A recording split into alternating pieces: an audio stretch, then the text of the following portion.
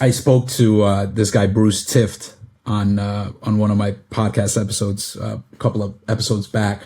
He wrote this book Already Free, and he's a licensed marriage family therapist, been a practicing therapist for many years, also a longtime Vajrayana practitioner. And in this book, he basically says that there's these kind of two paths, right? You have the developmental path, which is a lot of times equated with like what you would do in therapy, right? It's like looking at your shadows and your psychological things, and it's like very much becoming and growing up, right? Like in Wilber's language, the growing up stuff.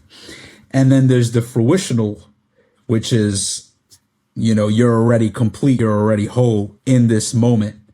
And there's actually nowhere to go, or there's nobody to become, and there's nothing broken about you, and there's nothing to fix. So it's becomes very kind of paradoxical. So it's interesting, like there's these almost two different views. And I noticed for myself, historically, I very much prioritize the developmental view, right? Like I need to get better, like this kind of self-improvement paradigm, or I need to see more of my shadows, or I need to be more aware, whatever it is, right? So it's just interesting seeing that, how those two things, those two paths can kind of come together, but also how they could be different, and how I feel like we prioritize development. Like we prioritize the developmental, the therapeutic kind of path. It's like, I have to become better. Right. And I take a kind of functional usefulness approach to it. Which one is more useful in any given moment? If you ask me which of those models is true, the developmental growing from less complete to more complete, or the already complete, which of those is true? Yes. Both of those. Absolutely. And for a certain range of perspectives, one or the other is not going to make sense. You talk to folks and go like, oh, you already have everything that you need within you.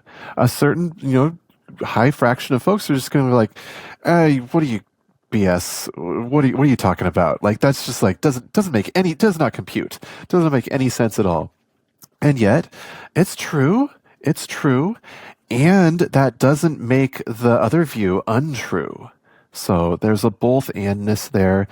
And that broke my brain. That breaks, I think, everybody's brain that, is running into that kind of paradox holding, and getting more comfortable with the ability to both and things that are seemingly incompatible with each other, but recognizing the contextual dependence, or even the codependent arising, of things in a certain way.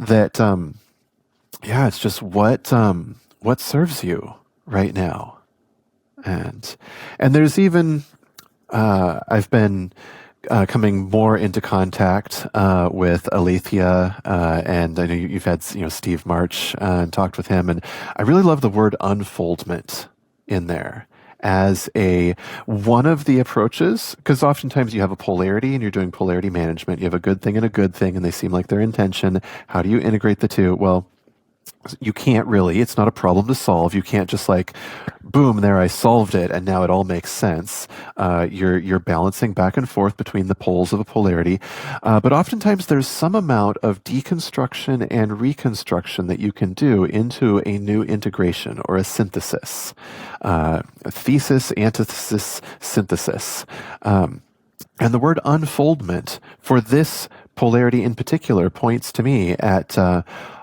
there's something of here's a way in which they're both true. Unfolding it kind of implies like, everything's already there, but maybe it's like curled up like flower petals.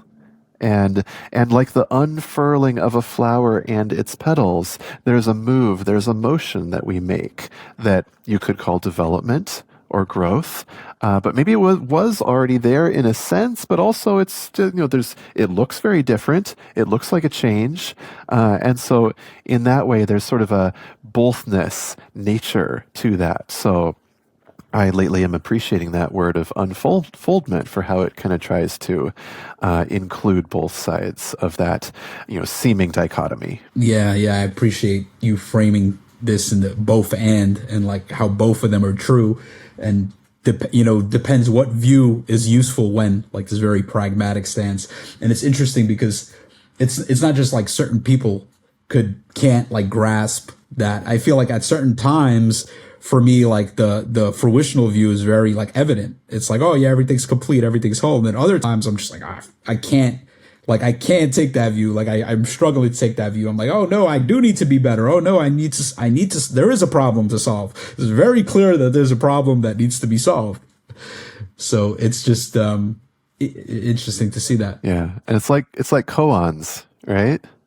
Just kind of contemplating the perhaps, seemingly nonsensical, but actually integratable. Like, I like the Ramdas quote of, "The world is perfect, exactly as it is, including my desire to change it." And it's kind of that koan-ish of like, breaks your brain. Can it be true? Well, yes, and no, and yes. And you oscillate back and forth, a whole bunch of times. But there's something that it points to. Like, oh yeah, these things can be combined in some way.